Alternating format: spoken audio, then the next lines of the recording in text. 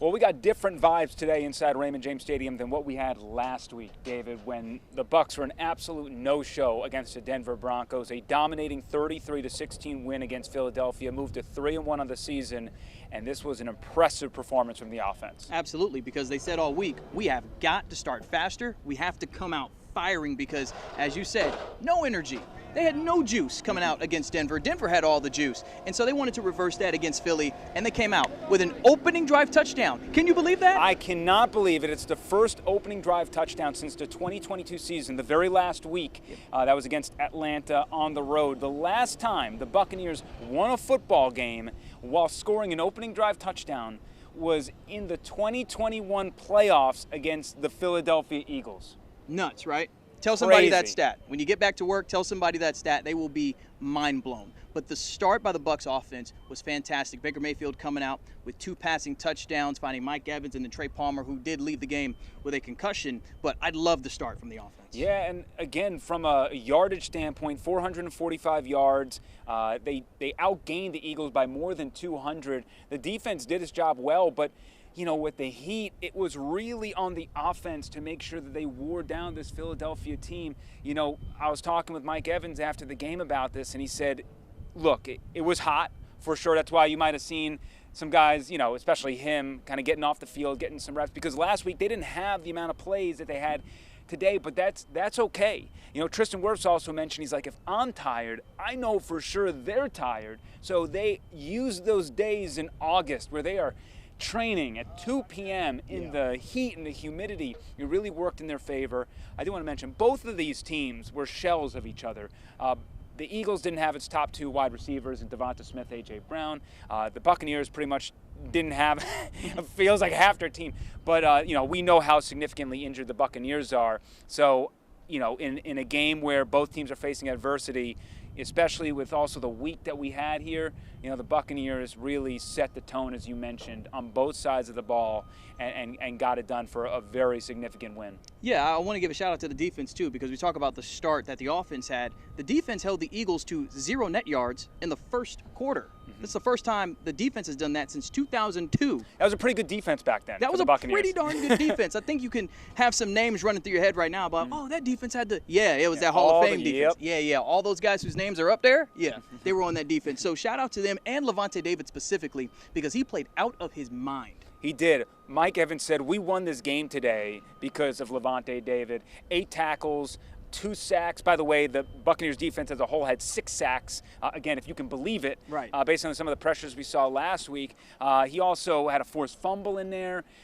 The man is unbelievable, and they kind of go as he goes. Also, I don't want to underestimate the return of Vita Vea. Oh, he absolutely. was significant in the trenches. He started the game with a sack, but also what he does and how you have to scheme him, block him, it just allows everybody to operate in a little bit more space. Yeah, it allows everybody else to eat, because that's a big body up front. When you see that 5-0, you know you got to put about 2 guys on him if you want to actually contain him, which that might have changed the Eagles' game plan a little bit. I think they were probably watching that like, hey, we'll see if we can run the ball if 50 is playing. Because, look, you don't have Smith, you don't have Brown. We fully thought it was going to be Barkley. Yeah. Like, this should be a game where Barkley eats if the Eagles are going to win.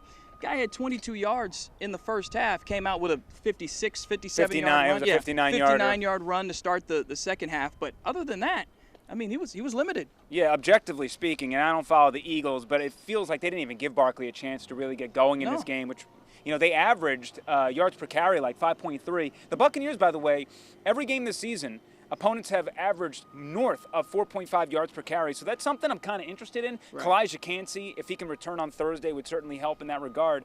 But yeah, you mentioned that. And I do want to mention just some accolades that happened today. Levante David, 1,500 tackles, north of it now. Only other person in franchise history to do that. The Hall of Famer Derek Brooks. Whose name is up there? Where Levante David's going to go. And also Mike Evans is going to go up there as well. And he now has the most points in franchise history. Only 2 other players in NFL history lead their franchise in points who aren't kickers. So that's kind of the rare air that Mike Evans is in. He should have a gold jacket right now.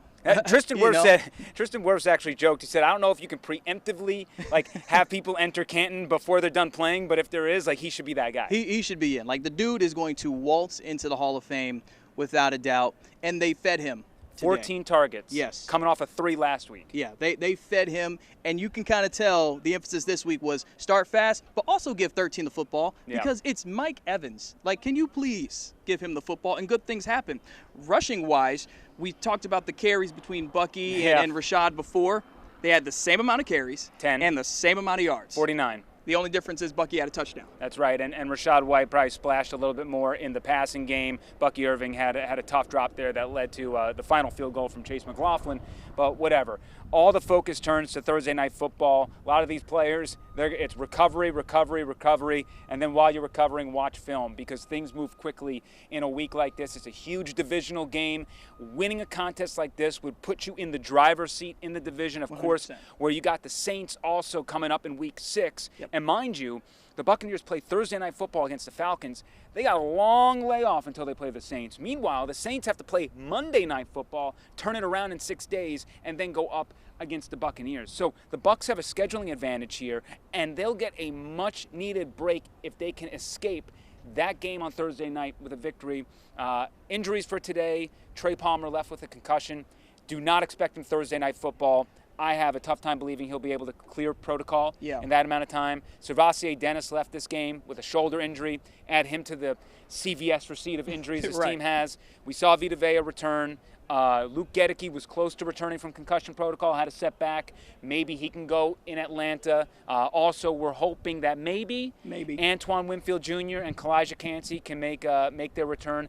Antoine Winfield Jr. hasn't played since Game 1. Kalijah Kancey still hasn't made his season debut after that calf injury right before the Commanders contest. So there are a lot of things in here.